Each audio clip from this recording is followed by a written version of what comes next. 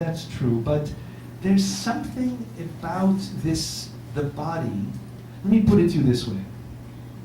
The body is profoundly important and unfair. And Jews know both of those things. Our bodies are a moral foundation, because without them, we can't be moral. But they are, in Rabbi Bonder's language, immoral. I would use a different language, but they do. Our bodies are not fair. You know? And so therefore, we're always navigating, we're struggling with how we stay responsible to the soul while living in a body. And so my body is unfair. I can't love my partner, wink and say, let's make a baby, and then hold the child that is from our bodies. The body isn't fair. So we have to figure out how to do that. So we figured out how to do that. But I wanted to put on the table that there's always this rub between justice, fairness, and the body, and we do our best as human beings. Does that make sense? So that it is about love, but love and justice are good. But the body it's not something we can escape, that's all. So I don't want to keep it out of the equation. Does that make sense? Yes, but it can happen with a woman. Right? It can happen with a woman who can give birth to a baby. It's about love again. Yes, Body again. that's true, that's true. Okay. Marina, agora é você aí em cima.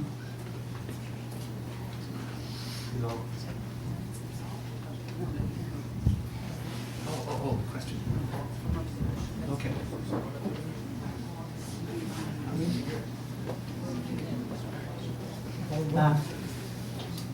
A sinagoga que ele frequenta é especificamente para o grupo GLS ou é uma sinagoga mista? Thank you for the question. In the 1970s and 80s, even perhaps the 90s, gay synagogues were very important in American cities, in New York, in Los Angeles, in other places, in San Francisco especially. But I'll tell you, I respect people who are still part of them, but I tell you, more and more straight people are filling those seats, and gay people are filling the seats of regular synagogues. Because in the liberal community, enough embrace has occurred in the United States that there's less and less need to segregate gay people out. So I never wanted to be the rabbi of a gay synagogue. Never. I want to be a rabbi. I'm not so sure. I was a rabbi of a synagogue once. I'm very happy to be a Jewish educator. But I tell you, I want to be a member of a synagogue with old and young, and straight and gay, and working people and executives, and artists and scientists. I don't want to be sequestered in the gay world. I want to be in the world. And so it never made a great deal of sense for me to belong to a gay synagogue. I recognize that a lot of people have been traumatized, have been so excluded, that a gay community like that is really precious. And so I honor it, but it would never dawn on me to want to be part of it. Having said that, I run an organization that has every year we have a retreat for 140, we fill up this retreat space with 140 gay Orthodox Jews, 140. And it's unbelievable. People are crying in the Chadodi, they're weeping, because these people from Hasidic homes and from Orthodox homes of various kinds they don't have a place to go to that will embrace them. And this is the first time they've been in a synagogue where they feel safe and at home. So I am fully aware, that there's a role to play for that kind of community. But I am hoping over time, in the Orthodox world, it's needed maybe more right now. But over time, I'm hoping that regular, ordinary synagogues will be very welcoming. So we won't need those, gay synagogues. Wait. I would like to say in Portuguese so everybody can understand. Primeiro eu queria dizer que eu elogio o trabalho de inclusão que você está fazendo e queria dizer que eu acho que é um trabalho bonito e ajuda muitas pessoas que estão procurando um conforto e não têm oportunidade.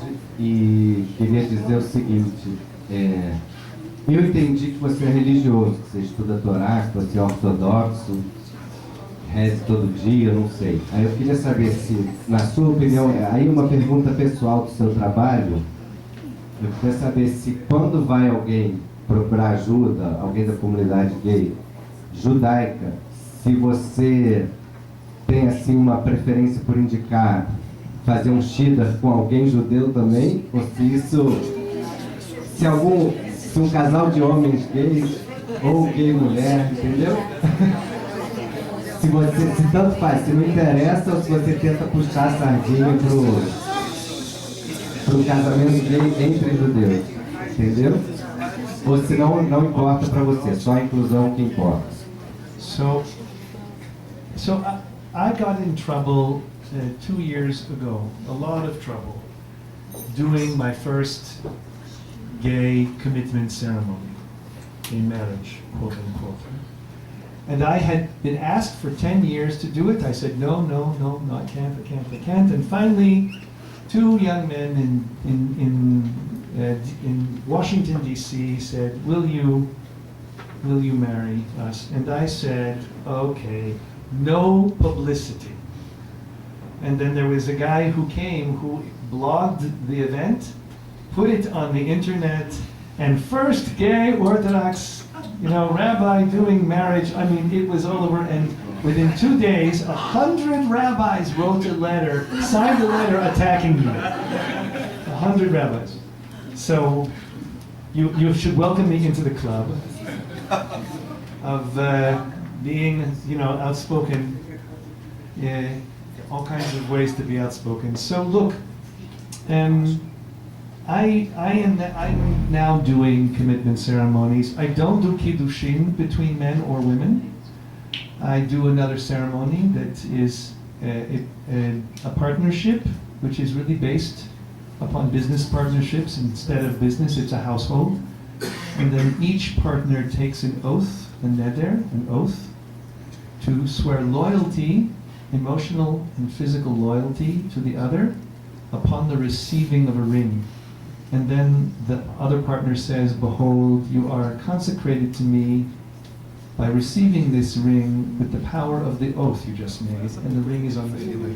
And so both partners are then bound to each other with nidarim. If you know anything about Jewish law, they're very serious, and the oath is very serious. And then divorce would be getting what's called in the Jewish law hatara nidarim, which means simply freeing people from their oath. So I've done this, I'm going to continue doing it. I can't obviously do it for an intermarried couple, because I wouldn't do it for a non-Jew and Jewish couple I wouldn't do a commitment ceremony for them. It's not that my heart doesn't go out to couples who are struggling to make sense of a life that is not conventional, that includes intermarriage. And I'm very happy to speak to couples who are struggling with the challenge of having found love and having it not be a Jewish partner. But my community and my conviction around the ongoing meaningful power of the family and the community requires that I do not do such weddings. But as I say, I do it with a bit of a heavy heart, but with clear conviction that it's not what I should be doing.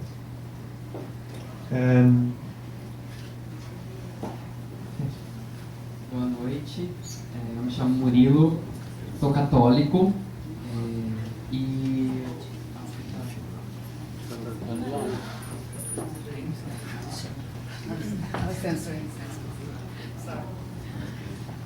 eu sou católico, e eu penso que uma questão importante no Brasil, e acredito que nos Estados Unidos também, é a maneira como os discursos que vêm tanto do catolicismo quanto do judaísmo, do cristianismo de modo geral, chegam no contexto político, na questão de direitos sexuais e reprodutivos.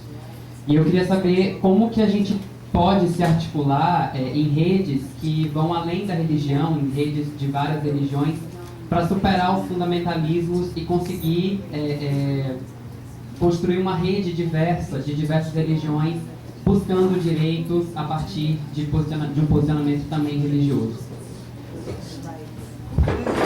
Very good question. I was a part of the legal battle in Canada to get same-sex marriage declared legal in Canada, and they had an Orthodox rabbi in the affidavit. They had interviewed an Orthodox rabbi as part of the case, who was against same-sex marriage, and so they scrambled to find an Orthodox rabbi who would be for same-sex marriage. So I'm very happy to say that I'm part of Canada's law that now makes it permissible for same-sex marriage. And my argument was very simple. It's the same argument I believe will be used to fully end the American rejection of same-sex marriage, at least in some states. In 33 states, it's still not happening, and it will. Is that it's fair for religions to manage a religious portrayal of marriage. As an Orthodox rabbi, there are weddings I will not do. But the state cannot import from my religious tradition those hesitations, and should not, because the reason the state enters into the business of marriage altogether, probably it shouldn't, but the reason it does is because long life commitments between two people are good for society. And it doesn't matter who the people are, it doesn't matter their gender. So what's really occurring now is this struggle between, let me give you the example. In America, a Catholic priest can do a wedding for two people and also be the representative of the American government at the same time. It's crazy. Why? Religiously, he's committing them to each other, and they can never divorce. Civilly, according to civil law, he's doing a ceremony that can be ended. It's like irrational. So on some level, I totally agree with you. This is only, what's your name? Murilo. Murilo. Okay, I can't pronounce it, but what is it? Murilo. Okay. Sorry. So, here's the thing, is that it's not only on this issue. And I'm sure that this is exactly the kind of rabbinate, you have a very unusual rabbi in this community. And no doubt, I have heard him speak about other things, and he does this. We need to be able as religious leaders to distinguish between the discourse that's internal to our community and the discourse that's relevant to the public space. And we can be religious leaders in the public space, but with a very different discourse. So how can it be that the Roman Catholic world can imagine that life begins at conception, which is not a medical fact, and it's not a psychological fact, it's a religious fact. And they can import that religious fact into their politics, when the people who will suffer will be a young girl who got raped. Do you understand? It's really crazy. So I totally agree with you that as religious leaders we have to distinguish between the discourse that's internal to our community and is precious. And there's no reason we should deny ourselves that discourse. I think it's a fair, it's fair for rabbis, priests, all kinds of people to restrict marriage in the way they feel proper. But the public discourse has to be one that transcends all those differences and holds the common public good as the key to our shared life together. And if we can't do that, then rabbis and imams and priests should shut up.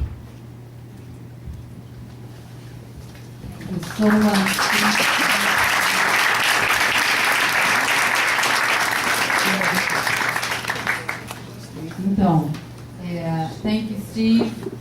Oh, can I finish with one Yeah, thought? of course. One thought. Okay. I'd like to finish with this because it's my favorite way to end. It's very rabbinic. The world is created according to the Genesis story in 6 days, and God rests on the seventh. And every one of the 6 days, at the end of the 6 days, actually one it's not done and one is done twice. At the end of the days, usually it's Vayar Elohim ki tov, and God saw that it was good. The word for good in Hebrew is tov. And so God sees the creation of the sun and the moon and the stars and the seas and calls them good. What is the first not good thing in the creation? Yes, that the human being is alone. Lo tov, it is not good. Heyot adam levado, for the human being to be alone. The first mistake in the creation story is human loneliness. God goes, whoa, look at this. The human being is alone. Lo tov. God's been saying tov, tov, tov. No, lo tov. So what's the solution? Eselo ezer kenegdo. I'll make a helper for this creature. What happens next? What happens next? No, God makes all the animals and brings them to Adam, and he doesn't find a helpmate. And the rabbis of the first century are very confused. They say, and here's what they say. I'm going to give you the Hebrew and translate. Ba'adam al kol behema v'chaya v'lo nitchara da'ato. Adam had sexual intercourse with every animal and beast, and his jets weren't cool. He wasn't happy. He wasn't satisfied. The Midrash, the rabbinic Midrash, has Adam go out on dates with a hippopotamus, with a rhinoceros, with a camel, with a camel, and overnight dates. Overnight dates, you can imagine God waiting back at the camp, Adam coming back after his night with the wildebeest. How can you do this to me? The horns, the humps, what are you doing to me? God says, I'm sorry. Tomorrow, it'll be very nice. A seal, very smooth, The funny thing about this story, it's intended to be humorous.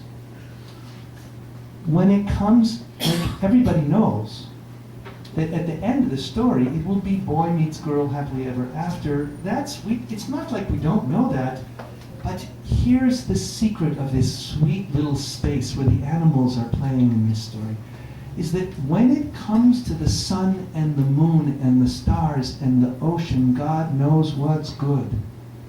When it comes to the lonely heart of the free creature he has just made, he does not know, because the creature is free.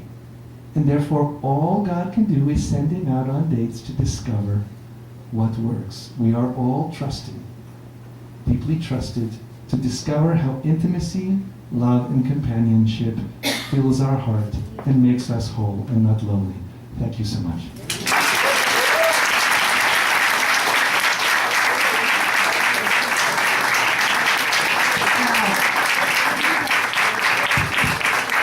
Então a gente tem o Family Before God, tá? E depois a gente tem o debate com o Steve. E no domingo, na sexta-feira a gente tem o Shabbat na BB.